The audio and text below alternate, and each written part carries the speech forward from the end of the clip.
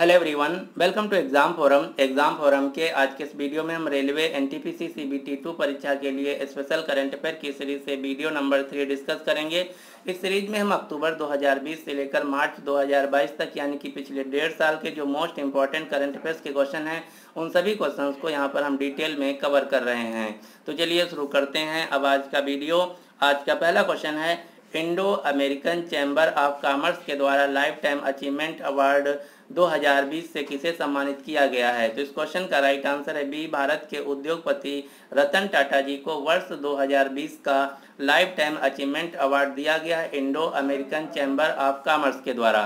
Indo American chambers of commerce के ही द्वारा प्रतिष्ठित उद्यमी नेतृत्व पुरस्कार 2022 दिया गया है विवेक लाल को। Indo American chamber of commerce जो कि भारतीय तथा अमेरिकी कंपनियों के बीच एक व्यापार संघ है, ट्रेड फोरम है जिसका मुख्यालय है मुंबई, महाराष्ट्र। इसी प्रकार से एक दूसरा ट्रेड फोरम है जिसका नाम है US India business council USIBC, जिसके द्वारा HCL कंपनी के मालिक शिवनादर तथा टैफे कंपनी के मालिक मल्लिका श्रीनिवासन को वर्ष 2021 का ग्लोबल लीडरशिप अवार्ड दिया गया है। अब यहाँ पर बात की गई है रतन टाटा जी की, तो अब आपको रतन टाटा जी से कुछ क्वेश्चन रिलेटेड याद रखना है। जैसे रतन टाटा जी की बायोग्राफी आ रही है जिसका नाम है रतन एंड टाटा द अथराइज्ड बायोग्राफी। ये पुस्तक डॉक्टर थॉमस मैथ्यू के द्वारा लिखी गई है। ये जो क्वेश्चन है मोस्ट इंपॉर्टेंट है, आपको याद रखना है। रतन टाटा जी को असम सरकार के द्वारा असम राज्य का जो सर्वोच्च नागरिक सम्मान है जिसका नाम है असम वैभव, वर्ष 2022 का असम वैभव पुरस्कार से सम्मानित किया गया है रतन टाटा जी को। रतन टाटा जी को global visionary of sustainable business and peace पुरस्कार वर्ष 2020 से सम्मानित किया गया है। एक सूची जारी की गई, ये सूची है सदी के शीर्ष परोपकारी लोगों की। पिछले 100 वर्षों में उन सभी व्यक्तियों की एक लिस्ट जारी की गई जिन्होंने सबसे ज़्यादा दान किया है। तो इस सूची में सबसे ज़्यादा दान करने वाले नंबर 1 व्यक्ति हैं भारत के जमशेद जी टाटा।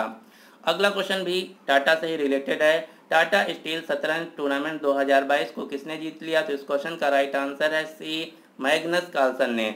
मैग्नस कार्लसन जो कि नॉर्वे देश के शतरंज खिलाड़ी हैं और इसी प्रतियोगिता में एक दूसरी प्रतियोगिता थी जिसका नाम था टाटा स्टील चैलेंजर शतरंज टूर्नामेंट 2022, जिसको जीत लिया है भारत के शतरंज खिलाड़ी इरेगेसी अर्जुन ने। टाटा से ही रिलेटेड अगला क्वेश्चन है, टाटा AIA लाइफ इंश्योरेंस ने अपना ब्रांड एम्बेसडर किसे बनाया है। तो इस क्वेश्चन का राइट आंसर है डी, भाला फेंक खिलाड़ी नीरज चोपड़ा को टाटा लाइफ इंश्योरेंस कंपनी ने अपना ब्रांड एम्बेसडर बनाया है। हाल ही में टाटा स्टील के नए अध्यक्ष बने हैं नटराज चंद्रशेखरन। टाटा स्टील ने जमशेदपुर में भारत का पहला कार्बन कैप्चर प्लांट चालू किया है। टाटा समूह ने 12,100 करोड़ रुपए की लागत से नीलांचल इस्पात निगम लिमिटेड कंपनी को खरीद लिया है। अगला क्वेश्चन है, टाटा डिजिटल ने अपना अध्यक्ष किसे नियुक्त किया है। तो टाटा डिजिटल के नए अध्यक्ष बने हैं N चंद्रशेखरन, नटराज चंद्रशेखरन। अगला क्वेश्चन है, टाटा सन्स के नए कार्यकारी अध्यक्ष के रूप में किसे नियुक्त किया गया। तो उत्तर होगा N चंद्रशेखरन को। टाटा स्टील के नए अध्यक्ष बने हैं नटराज चंद्रशेखरन। टाटा मोटर्स कंपनी के नए चेयरमैन बने हैं N Chandrasekaran. Tata consultancy service TCS company के नए और दोबारा से CEO बने हैं Rajesh Gopinathan. Air India company के चेयरमैन बने हैं N चंद्रशेखरन और हाल ही में एयर इंडिया कंपनी के नए CEO बने हैं कैंपबेल विल्सन। जो एयर इंडिया कंपनी है इसको वर्ष 2022 में टाटा समूह ने 18,000 करोड़ रुपए में भारत सरकार से खरीद लिया है। एयर इंडिया कंपनी का मुख्यालय नई दिल्ली में, इसकी स्थापना JRD टाटा के द्वारा 1932 में की गई थी। इसके बाद इसको सरकार ने खरीद लिया था और इस साल 2022 में फिर से सरकार से टाटा समूह ने खरीद लिया है। अगला क्वेश्चन है, उड़िया भाषा का जो प्रसिद्ध सरला पुरस्कार है वर्ष 2020 का किसे दिया गया है। तो वर्ष 2020 का जो सरला पुरस्कार है ये दिया गया है नित्यानंद नायक को। नित्यानंद नायक को इनकी कविता संग्रह सेतु बेलुक नाहिबा के लिए दिया गया है। लेकिन यहाँ पर आपको ध्यान देना है, जो सरला पुरस्कार 2021 है ये दिया गया उड़िया भाषा की प्रतिष्ठित लेखिका पारमिता सतपथी को। तो दोनों वर्ष का आपको याद रखना है, वर्ष 2021 तथा वर्ष 2020 का। जो सरला पुरस्कार है ये उड़िया भाषा में दिया जाने वाला सर्वोच्च नागरिक साहित्यिक सम्मान है। अब आपको साहित्य यानी कि लिटरेचर से संबंधित जितने भी पुरस्कार हैं उन सभी को एक साथ याद रखना है। जैसे पहला साहित्य से संबंधित पुरस्कार है बिहारी पुरस्कार। बिहारी पुरस्कार भोजपुरी या बिहार में नहीं दिया जाता है। बिहारी पुरस्कार राजस्थानी रचनाओं के लिए दिया जाता है। ये आपको ध्यान देना, ये कई बार क्वेश्चन पूछा जाता है जो कि स्टूडेंट गलत कर देते हैं। एक बार मैं आपको फिर से बता दूं, जो बिहारी पुरस्कार है ना तो बिहार राज्य या फिर भोजपुरी भाषा में दिया जाता है। बिहारी पुरस्कार जो है ये राजस्थानी रचनाओं के लिए या राजस्थानी भाषाओं में कृति के लिए दिया जाता है। बिहारी पुरस्कार वर्ष 2021 का दिया गया है मधु काकरिया को इनके उपन्यास हम यहाँ थे के लिए। जबकि बिहारी पुरस्कार 2020 दिया गया है मोहन कृष्ण बोहरा को इनकी पुस्तक तस्लीमा संघर्ष और साहित्य के लिए। इसी प्रकार से साहित्य से संबंधित अगला पुरस्कार है व्यास सम्मान। व्यास सम्मान 2019 में कागज की नाव के लिए नासिरा शर्मा को दिया गया था। 2020 में पाटिल पुत्र की सम्राज्ञी के लिए शरद पगारे को दिया गया था और वर्ष 2021 का व्यास सम्मान महाबली नाटक के लिए असगर वजाहत को दिया गया है। इसी प्रकार से तीसरा साहित्य से संबंधित सम्मान है सरस्वती सम्मान। सरस्वती सम्मान वर्ष 2019 में वासुदेव मोही को दिया गया था चेकबुक के लिए। 2020 में दिया गया शरण कुमार लिम्बाले को सनातन पुस्तक के लिए। जबकि 2021 का सरस्वती सम्मान हाल ही में दिया गया है रामदरस मिश्र को इनकी पुस्तक मैं तो यहाँ हूँ के लिए। ये जो सभी पुरस्कार हैं के बिरला फाउंडेशन के द्वारा दिए जाते हैं। के बिरला फाउंडेशन के द्वारा टोटल 6 पुरस्कार दिए जाते हैं। ये 6 पुरस्कार कौन कौन से हैं? सरस्वती सम्मान, व्यास सम्मान, बिहारी पुरस्कार, शंकर पुरस्कार, वाचस्पति पुरस्कार तथा घनश्याम दास बिरला पुरस्कार। ये सभी पुरस्कार के बिरला फाउंडेशन के द्वारा दिए जाते हैं। यहाँ पर मैंने लिख भी रखा है जो बिहारी पुरस्कार है ये राजस्थानी में गद्य या पद्य की रचना के लिए केवल राजस्थानी लेखक को दिया जाता है। इसी प्रकार से दूसरा साहित्य से रिलेटेड पुरस्कार है साहित्य अकादमी पुरस्कार। साहित्य अकादमी जो पुरस्कार है टोटल 22 भाषाओं में दिया जाता है प्लस हिंदी और राजस्थानी, टोटल 24 भाषाओं में दिया जाता है। तो साहित्य अकादमी पुरस्कार वर्ष 2021 के लिए हिंदी भाषा में दिया गया दया प्रकाश सिन्हा को इनके उपन्यास सम्राट अशोक के लिए। जबकि अंग्रेजी भाषा में साहित्य अकादमी पुरस्कार 2021 दिया गया नमिता गोखले को इनकी पुस्तक थिंग्स टू लीव बिहाइंड के लिए। इसी प्रकार से भारत में साहित्य के क्षेत्र में दिया जाने वाला सर्वोच्च पुरस्कार है ज्ञानपीठ पुरस्कार। यहाँ से कई बार क्वेश्चन पूछा जा चुका कि भारत में साहित्य के क्षेत्र यानी कि लिटरेचर के क्षेत्र में दिया जाने वाला सर्वोच्च पुरस्कार कौन सा है? तो उत्तर होगा ज्ञानपीठ पुरस्कार। ज्ञानपीठ पुरस्कार वर्ष 2019 का दिया गया था ऐक्तम अच्युतम नंबूदरी को, मलयालम भाषा के जो लेखक हैं। 2020 में दिया गया नीलमणि फुकन को जो कि असमीज लेखक हैं। और 2021 का हाल ही में दिया गया दामोदर माउजो को जो कि कोंकणी भाषा के लेखक हैं। साहित्य का नोबेल पुरस्कार 2021 दिया गया था ब्रिटिश लेखक अब्दुल रज़्ज़ाक गुरनाह को। इसी प्रकार से साहित्य में दिया जाने वाला 2 अन्य पुरस्कार है बुकर पुरस्कार तथा अंतर्राष्ट्रीय बुकर पुरस्कार। बुकर पुरस्कार 2021 दिया गया था डेमन गलगुट को इनके उपन्यास द प्रॉमिस के लिए। जबकि अंतर्राष्ट्रीय बुकर पुरस्कार 2021 दिया गया है डेविड डायोक को इनके उपन्यास at night all blood is black के लिए। तो इतने सारे पुरस्कार थे जो कि साहित्य से रिलेटेड थे। आपको इन सभी को याद करना है। यहाँ से निश्चित ही आपके परीक्षा में एक क्वेश्चन पूछा जा सकता है। अगला क्वेश्चन है युद्ध सेवा मेडल पाने वाली पहली भारतीय महिला खिलाड़ी पहली भारतीय महिला कौन बन गई हैं? तो इनका नाम है मिंटी अग्रवाल। मिंटी अग्रवाल युद्ध सेवा मेडल पाने वाली पहली भारतीय महिला बन गई हैं। मिंटी अग्रवाल जो कि वर्तमान में एयरफोर्स में कार्यरत हैं। अगला क्वेश्चन ऑस्ट्रेलियन ओपन 2022 में पुरुष एकल टूर्नामेंट को किसने जीत लिया? Most important question. Australian open 2022 में पुरुष एकल टूर्नामेंट को जीत लिया है राफेल नाडाल ने। राफेल नाडाल जो कि स्पेन देश के टेनिस खिलाड़ी हैं। ऑस्ट्रेलियन ओपन जो कि एक टेनिस की प्रतियोगिता है। और इसी से रिलेटेड दूसरा क्वेश्चन है ऑस्ट्रेलियन ओपन 2022 में महिला एकल टूर्नामेंट का खिताब किसने जीत लिया? तो उत्तर होगा एशले बार्टी ने। एशले बार्टी जो कि ऑस्ट्रेलिया देश की टेनिस खिलाड़ी हैं। हाल ही में एशले बार्टी ने रिटायरमेंट भी ले लिया है। अब आपको टेनिस से संबंधित 4 प्रतियोगिताओं के नाम याद रखना है। इन 4 प्रतियोगिताओं को ग्रैंड स्लैम के नाम से जाना जाता है। ये 4 टेनिस टूर्नामेंट कौन कौन सी हैं? Australian Open, French Open, Wimbledon open, US open. इनसे कई सारे क्वेश्चन पूछे जाते हैं। अब आपको उन सभी क्वेश्चंस को एक एक करके याद रखना है। पहले क्वेश्चन पूछा जाता है कि ग्रैंड स्लैम ये कहाँ खेले जाते हैं? तो ऑस्ट्रेलियन ओपन ऑस्ट्रेलिया के मेलबर्न शहर में, फ्रेंच ओपन फ्रांस के पेरिस में, विंबलडन ओपन यूके के लंदन में, यूएस ओपन अमेरिका के न्यूयॉर्क शहर में खेला जाता है।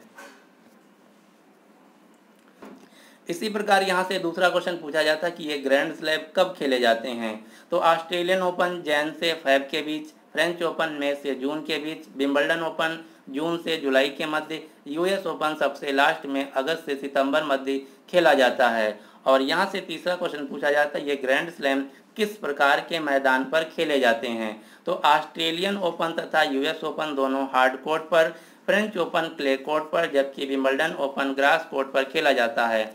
आप ये जो फोटो में देख पा रहे हैं ये है हार्ड कोर्ट, ये है क्ले कोर्ट और ये है ग्रास कोर्ट, जो कि एक प्रकार का मैदान का टाइप होता है। अब आप रेलवे की परीक्षा देने जा रहे हैं तो अब आपको 2021 और 2022 दोनों पुरस्कार याद रखने हैं। 2022 में सिर्फ अभी ऑस्ट्रेलियन ओपन खेला जा चुका है, इसलिए आपको 2021 के चारों टेनिस टूर्नामेंट के नाम याद रखने हैं। ऑस्ट्रेलियन ओपन 2021 में पुरुष एकल का खिताब जीत लिया है नोवाक जोकोविच ने, जबकि महिला एकल का खिताब जीता है नाओमी ओसाका ने। फ्रेंच ओपन 2021 में पुरुष एकल का खिताब जीता है नोवाक जोकोविच ने, जबकि महिला एकल का खिताब जीता है बारबोरा क्रेजिस्कोवा ने। इसी प्रकार से विंबलडन ओपन 2021 में पुरुष एकल का खिताब जीता है नोवाक जोकोविच ने, जबकि महिला एकल का खिताब जीता है एशले बार्टी ने। यहाँ पर आपको एक ट्रिक दिख रहा होगा। ट्रिक क्या है? 2021 में Australian Open, French Open, Wimbledon Open, इन तीनों में पुरुष एकल का जो खिताब है इसको एक ही व्यक्ति ने जीता जिसका नाम है नोवाक जोकोविच। जबकि यूएस ओपन 2021 में पुरुष एकल का खिताब जीत लिया था डेनियल मेदवेदेव ने, और यूएस ओपन 2021 में महिला एकल का खिताब जीता है एम्मा रादुकानु ने। तो अब आपको इन चारों टेनिस टूर्नामेंट का स्क्रीनशॉट ले लेना है। यहाँ से निश्चित ही आपकी परीक्षा में एक क्वेश्चन पूछा जा सकता है। और हाल ही में जो आरआरबी एनटीपीसी सीबीटी 2 की परीक्षा हुई है उसमें 9 मई को सेकेंड शिफ्ट में क्वेश्चन पूछा गया था कि जियान लुइगी डोनारुमा क्या है? एक पॉलिटिशियन है, प्लेयर है, एक्टर है, बिजनेसमैन है। तो जियान लुइगी डोनारुमा जो कि इटली देश के एक फुटबॉल खिलाड़ी हैं, एक गोलकीपर हैं। तो इसलिए अब आपको कुछ जो फेमस टेनिस खिलाड़ी हैं उनके नाम आपको याद रखना है। और ये मैं आपको कल भी बताया था, आज भी बता रहा हूँ, जिससे कि आपका रिवाइज हो जाए। आज से हम डेली 10 खिलाड़ियों के नाम याद करेंगे जो कि डिफरेंट फील्ड से रिलेटेड हैं। आज हम याद करेंगे टेनिस से रिलेटेड जो फेमस खिलाड़ी हैं। राफेल नडाल जो कि स्पेन देश के टेनिस खिलाड़ी हैं, नोवाक जोकोविच जो कि सर्बिया देश के टेनिस खिलाड़ी हैं, रोजर फेडरर जो कि स्विट्जरलैंड देश के टेनिस खिलाड़ी हैं, सेरेना विलियम्स अमेरिका देश की टेनिस खिलाड़ी हैं, मारिया शारापोवा रूस देश की टेनिस खिलाड़ी हैं, नाओमी ओसाका जापान देश की टेनिस खिलाड़ी हैं, एम्मा रादुकानु ब्रिटेन देश की टेनिस खिलाड़ी हैं, एशले बार्टी ऑस्ट्रेलिया देश की टेनिस खिलाड़ी हैं, सिमोना हालेप रोमानिया देश की टेनिस खिलाड़ी हैं, इगा स्वितेक पोलैंड देश की टेनिस खिलाड़ी हैं, एंडी मरे ब्रिटेन देश के टेनिस खिलाड़ी हैं, डेनियल मेदवेदेव जो कि रूस देश के टेनिस खिलाड़ी हैं। तो ये हैं कुछ वर्तमान में फेमस टेनिस खिलाड़ी जिनका आपको स्क्रीनशॉट ले लेना है। यहाँ से भी निश्चित एक परीक्षा में क्वेश्चन पूछा जा सकता है। अगला क्वेश्चन है वैश्विक युवा विकास सूचकांक ग्लोबल यूथ डेवलपमेंट इंडेक्स 2021 में भारत की रैंक क्या है? तो इसमें भारत की रैंक है 122 वैश्विक युवा विकास सूचकांक में नंबर 1 देश है सिंगापुर, जबकि सबसे अंतिम यानी कि आखिरी में जो देश है ये है अफगानिस्तान और नाइजर। अंतर्राष्ट्रीय युवा दिवस हर साल 12 अगस्त को मनाया जाता है, जबकि भारत में राष्ट्रीय युवा दिवस 12 जनवरी को मनाया जाता है, जो कि स्वामी विवेकानंद जी की जयंती होती है। इस साल जो राष्ट्रीय युवा दिवस मनाया गया 2022 में, इसकी थीम थी it's all in the mind. और राष्ट्रीय युवा दिवस के अवसर पर प्रति 2 वर्ष के अंतराल पर एक भारत में महोत्सव मनाया जाता है जिसका नाम है राष्ट्रीय युवा महोत्सव, नेशनल यूथ फेस्टिवल 2022, जिसका आयोजन इस साल पुडुचेरी राज्य में किया गया। अब आपको कुछ महत्वपूर्ण इंडेक्स यानी कि सूचकांक के नाम याद रखने हैं, जैसे ग्लोबल स्टार्टअप इंडेक्स 2021 में भारत की रैंक है 20, वैश्विक साइबर सुरक्षा सूचकांक 2021 में भारत की रैंक है 10वीं, सतत विकास रिपोर्ट 2021 में भारत की रैंक है 120, विश्व प्रतिस्पर्धात्मक सूचकांक 2021 में भारत की रैंक है 43, वैश्विक शांति सूचकांक में भारत की रैंक है 135, विश्व प्रसन्नता सूचकांक 2022 में भारत की रैंक है 136, जबकि विश्व प्रसन्नता सूचकांक 2021 में भारत की रैंक थी 139। अगला क्वेश्चन है, कौन सा शहर विश्व टेबल टेनिस चैंपियनशिप 2023 की मेजबानी करेगा? तो इस क्वेश्चन का राइट आंसर है दक्षिण अफ्रीका के डरबन शहर में वर्ष 2022 में विश्व टेबल टेनिस चैंपियनशिप का आयोजन किया जाएगा। अगला क्वेश्चन है, विश्व खाद्य पुरस्कार वर्ल्ड फूड प्राइज 2022 से किसे सम्मानित किया गया है? तो इस क्वेश्चन का राइट आंसर है डी, सिंथिया रोसेनबेक को वर्ष 2022 का विश्व खाद्य पुरस्कार दिया गया है। सिंथिया जो कि नासा की एक जलवायु अनुसंधान वैज्ञानिक हैं, ये अमेरिका देश से हैं। विश्व खाद्य पुरस्कार से रिलेटेड अब आपको 3 क्वेश्चन याद रखना है। वर्ष 2022 का दिया गया सिंथिया रोसेनबेक को, जबकि वर्ष 2021 का दिया गया था शकुंतला हरिके थिलिस्टेट को, जो कि त्रिनिदाद एंड टोबैगो से थी। और वर्ष 2020 का खाद्य पुरस्कार विश्व खाद्य पुरस्कार दिया गया था भारतीय मूल के अमेरिकी व्यक्ति रतन लाल को। तो आपको इन तीनों वर्ष का पुरस्कार के नाम याद रखने हैं। अब आपको खाद्य से रिलेटेड 3 संस्थाओं के नाम याद रखने हैं। ये 3 संस्थाएं कौन कौन सी हैं? वर्ल्ड फूड प्रोग्राम, विश्व खाद्य कार्यक्रम, जिसके वर्तमान में हेड हैं डेविड बियासले। इसका मुख्यालय इटली के रोम में और इसकी स्थापना होती है 1961 में। दूसरी संस्था खाद्य से रिलेटेड है world food and agriculture organisation, FAO, खाद्य एवं कृषि संगठन, जिसके हेड हैं क्यू डोंगियो। FAO का भी मुख्यालय इटली के रोम में, इसकी स्थापना होती है 16 अक्टूबर 1945 को। इसीलिए हर साल 16 अक्टूबर को विश्व खाद्य दिवस मनाया जाता है, जबकि विश्व खाद्य सुरक्षा दिवस वर्ल्ड फूड सेफ्टी डे हर साल 7 जून को मनाया जाता है। और खाद्य से रिलेटेड अगली संस्था यानी कि तीसरी संस्था है अंतर्राष्ट्रीय कृषि विकास कोष, IFAD, international fund for agriculture development, अंतर्राष्ट्रीय कृषि विकास। इसका भी मुख्यालय इटली के रोम में स्थित है। तो ये था आज का हमारा कंप्लीट करंट अफेयर्स का वीडियो। आई होप आप सभी को पसंद आया होगा। यदि आपको वीडियो पसंद आया तो प्लीज़ इस वीडियो को लाइक कीजिए तथा अपने सभी दोस्तों के साथ जो RRB, NTPC CBT2 तथा ग्रुप डी परीक्षा की तैयारी कर रहे हैं उनके साथ इस वीडियो को शेयर जरूर कीजिए। So finally thanks for watching exam forum.